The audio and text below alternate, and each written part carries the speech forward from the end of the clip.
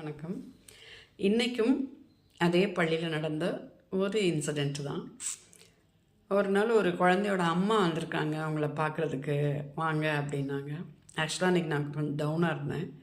சரி போய் பார்க்கலாம் அப்படின்னு சொல்லிட்டு போனேன். போகும்போது பார்த்திங்க அப்படின்னா அவங்க அம்மா வந்து நான் போனோன்னே வணக்கம் மேம் அப்படின்ட்டு ரொம்ப நன்றி மேம் சொல்லிட்டு அப்படி குரல்லாம் ரொம்ப தழுதழுத்துட்டு வந்துச்சு.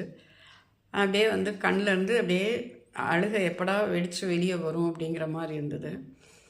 அப்போ சொன்னேன் என்னம்மா அப்படின்னா, ஒன்றும் இல்லை மேம், கொஞ்ச நாளுக்கு முன்னால் வரைக்கும் வந்து என் ஹஸ்பண்டு என்னை வீட்டில் சும்மா தானே இருக்க, என்ன பண்ணுற, இதை செய், வீட்டில் சும்மா தானே இருக்க, என்ன செய்கிற, அதை செய்யின்னு சொல்லிகிட்டே இருப்பார்.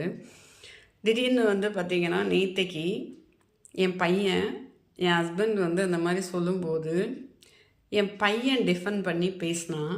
அப்பா, அம்மா வந்து வீட்டில் சும்மா ஒன்றும் இல்லை, அவங்க என்னெல்லாம் வேலை செய்கிறாங்க தெரியுமா அப்படின்னு நான் பண்ணுற எல்லா வேலையும் காலையிலேருந்து நைட்டு வரைக்கும் லிஸ்ட் அவுட் பண்ணான். அதுக்கப்புறம் ஒரு வார்த்தை சொன்னான். அப்பா, அம்மா வந்து வீட்டில் சும்மா இல்லைப்பா, she is not a housewife, she is a homemaker அப்படின்னோம். எனக்கு உண்மையிலே வந்து ரொம்ப சந்தோஷமாக இருந்தது மேடம்.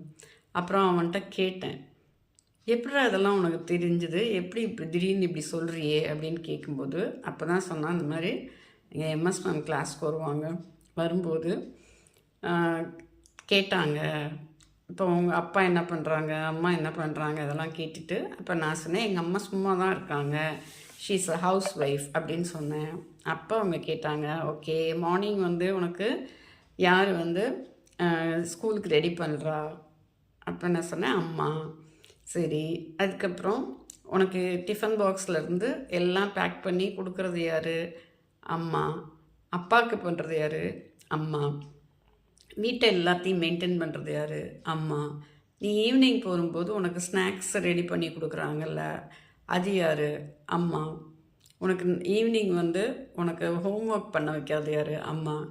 நைட்டு வந்து எல்லாருக்கும் ஒவ்வொரு விதமான டிஃபன் இருக்குது அப்படின்னா அதை ப்ரிப்பேர் பண்ணுறது யார்? அம்மா. உங்கள் வீட்டில் டிஷ்வாஷர் மற்றதெல்லாம் யார் பண்ணுவா? அம்மா. இதெல்லாம் அம்மா இல்லைன்னா யார் பண்ணுவா அப்படின்னோன்னா அப்படியே வந்து முழிச்சம்மா. அப்போ தான் சொன்னாங்க, அம்மா வீட்டில் சும்மா இல்லை, she is the home maker. அதனால் ஹவுஸ் ஒய்ஃப்ங்கிற டேர்மை கூட யூஸ் பண்ணக்கூடாது, ஹோம் மேக்கர் தான் சொல்லணும். யார் வந்து அந்த மாதிரி சொன்னாலும் இல்லை எங்கள் அம்மா வந்து ஹவுஸ் ஒய்ஃப் இல்லை, ஹோம் மேக்கர் அப்படின்னு நீ தான் வந்து சொல்லணும் அப்படின்னு சொன்னாங்க அப்படின்னா எனக்கு ரொம்ப சந்தோஷமாக இருந்தது மேடம். அதனால தான் இன்றைக்கி வந்து உங்கள்கிட்ட வந்து தேங்க் பண்ணிட்டு போகலான்னு வந்தேன் அப்படின்னா ரொம்ப சந்தோஷமாக இருந்தது எனக்கு உண்மையிலேயே.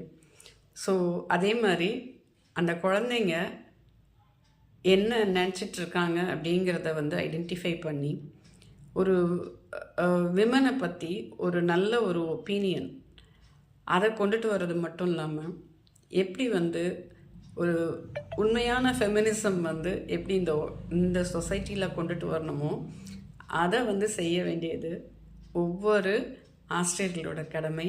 அதை செய்வீங்கன்னு நம்புகிறேன். நன்றி, வணக்கம்.